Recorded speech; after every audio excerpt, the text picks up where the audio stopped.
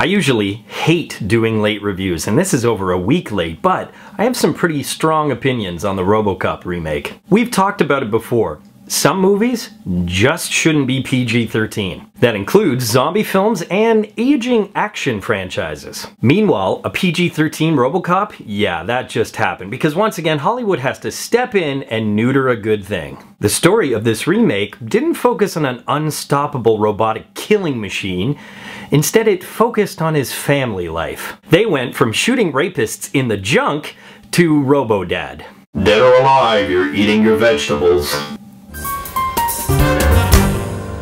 Yes, real schoolers, it's official. I'm in the old fart stage of my life. I can't be far off from high-waisted pants and being afraid of technology. Is it on? It's blinking. Why do I say that? Well, back in my day, 80s kids weren't afraid of a little uber violence, blood, nudity, drug use, hell, you name it. The 80s were a renaissance of grindhouse mentality. Wait, did I say kids weren't afraid of that? Because I meant I was terrified. Paul Verhoeven, the director of the original Robocop, made a wheelhouse of grindhouse, and because of that, made some of the most unforgettable cult classics of the 80s and 90s. So even though seeing plenty of people being blown away or that toxic mutant thing splatter on the hood of a car could have traumatized me, I have a lot of respect for Paul Verhoeven now. With the remake, we have director Jose Padilha, a Brazilian making his first Hollywood film, and unfortunately, he really learned what Hollywood was all about. I was ready to come in and blame this tame, lame remake primarily on Padilha, but turns out he was only partially at fault. Because the filmmakers went very much over budget, from 60 to 120 million, the studio felt it had no choice. It had to step in, it domesticated the material, trying to reach a bigger audience so it could regain some of its capital. Hollywood artistic integrity at its best. So what we're left with, as I mentioned previously, is a Robocop film with no bite and almost no resemblance to the original film. I equate it to how much of Alex Murphy is actually left. In one scene, you see that all that's left of him after the explosion is his head, his lungs, and one hand. Which is actually a great metaphor. Sure, your head and heart might be in the right place, but most of the film is cold and mechanical. It's important to note the changes that they did make to the original film. Some that worked and others that really neutered Robocop. The biggest thing I disagreed with was seeing as much of Murphy's family life as we did.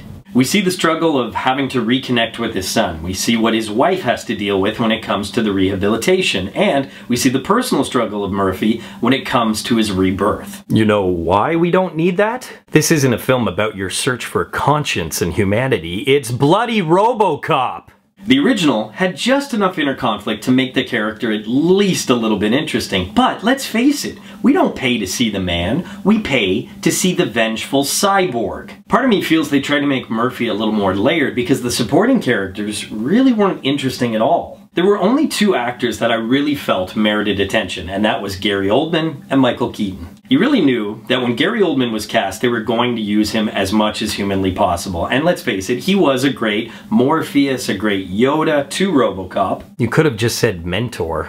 But he, like a lot of the other characters, and like a lot of this film, was one note. There was no real arc. But it wasn't Commissioner Gordon who was the best character actor. Once again, it was the best Batman. Michael Keaton brought some much needed life into this film and once again proved that he could do dark and comedic at the same time. His Raymond Sellers is one of the slimiest bastards put on a movie screen in a long time. He really reminds us why we hate corporate America and reminds us of those really greasy over-the-top characters in the original Robocop. So Michael Keaton is Robocop's for the win. You're probably saying though, is it fair to compare it to the original? I've said it in the past, it can be unfair to compare a remake to the original, but when they do remake an original and it has none of the successful components of the original, you have to question why they remade it in the first place. Give me Paul Verhoeven, uber violence, George Clooney's cousin sniffing coke off a hooker's boobs,